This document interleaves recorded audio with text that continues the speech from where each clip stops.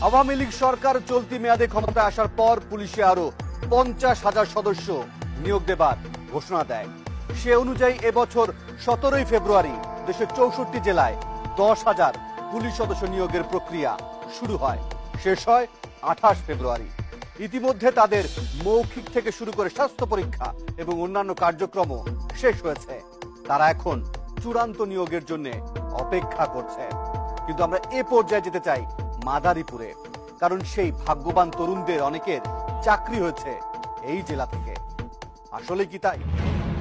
13 March 2015 হঠাৎ একটা phone এলো টিম 360 ডিগ্রির কাছে। আমার নাম পরিচয়টা বলবো না, আমি কিছু গোপন তথ্য দিতে চাই।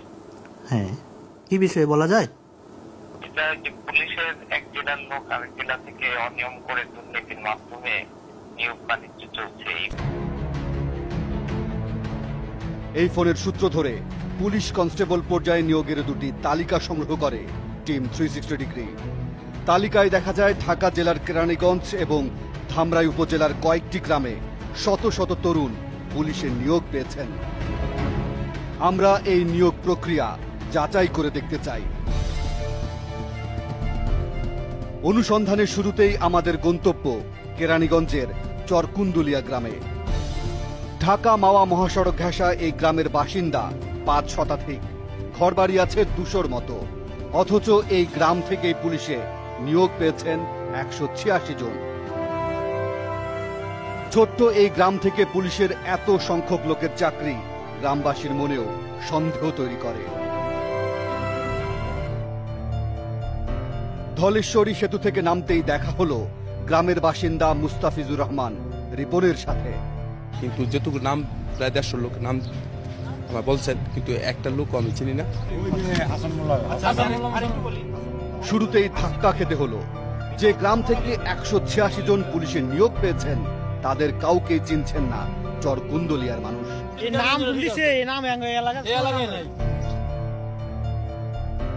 আমরা এই গ্রামে আরো অনেকের সাথে কথা বলতে চাই। হয়তো কেউ না কেউ পুলিশের নিয়োগ পাওয়া তরুণদের চিনতেও পারেন। একটা আপনাদের গ্রামের না? এই গ্রামের 90% লোকই আমাদের ফ্যামিলি, মানে আমাদের বংশের। এরা আমাদের গ্রামের না। অদ্ভুত, এই গ্রামের কেউ নিয়োগ প্রাপ্তদের চিনতেই পারছেন না। পিতা হচ্ছে টুকু ফকির। গ্রামের শিক্ষিত ছেলে হিসেবে বেশ পরিচিত মুখ আব্দুর রশিদ একটি চাকরির জন্য আপ্রাণ চেষ্টা করে যাচ্ছেন। তিনি জানেন না জেলা কোটায় তার পাওনা চাকরিটা কে করছে, কে পাচ্ছে। আমাদের একটা নির্দিষ্ট কোটা আছে, আমাদের একটা অধিকার আছে, সেই অধিকার থেকে আমরা বঞ্চিত হয়ে যেতেছি। এবার টিম 360 ডিগ্রি আরো নিশ্চিত হতে চায়। এজন্য দেখতে চায় গ্রামের ভোটার লিস্ট। যেসব পুলিশ সদস্য এই গ্রামের ঠিকানায় চাকরি পেয়েছেন তারা এখানকার ভোটার কিনা তাও একটু খতিয়ে দেখা দরকার।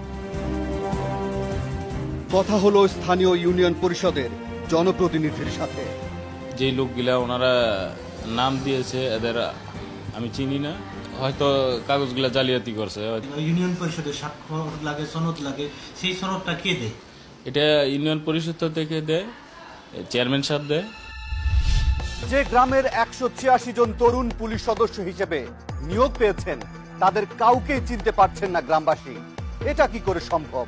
আমাদের অভিজ্ঞতা বলে এ ধরনের সুখবর খুব দ্রুত ছড়িয়ে পড়ার কথা। এদিকে স্থানীয় ইউপি সদস্য যে চেয়ারম্যানকে ঘিরে অভিযোগের আঙুল তুলেছেন সেটাকেও আমলে নিতে হবে অনুসন্ধানের সাথে। আমরা পুলিশের নিয়োগ পাওয়া সবার পরিচয় জানতে চাই। শুরু করা যাক ঢাকার ধামরাই থেকে। ধামরাইয়ের রামদাইর গ্রাম। গ্রামের জনসংখ্যা 500-র মতো, কাঁচা পাকা মিলে ঘরবাড়ি আছে প্রায় 250 শতাধিক। এই ছোট্ট গ্রাম থেকেও 36 জন পুলিশের চাকরি পেয়েছেন। গ্রামে ঢুকে পুলিশ সদস্যদের বাড়িঘর খুঁজতে থাকে টিমের সদস্যরা।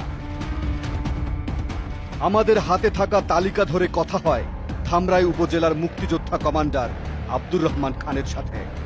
আমি শুনলাম যে এতগুলো ছেলে চাকরি হয়েছে আমার গ্রামের থেকেও না। এটা শুধু আজকে না, আমি এর আগেও জানি বিভিন্ন ডিপার্টমেন্টে আরো এরকম সেটা ওই চিঠিপত্র আসে যে দেখা যায় যে তাদের বাড়ি ঘরে এখানে না চাকরি পায় গ্রামের নামে। তিনিও কাউকে চিনতেই পারলেন না। কথা বলা দরকার গ্রামের বয়স্ক লোক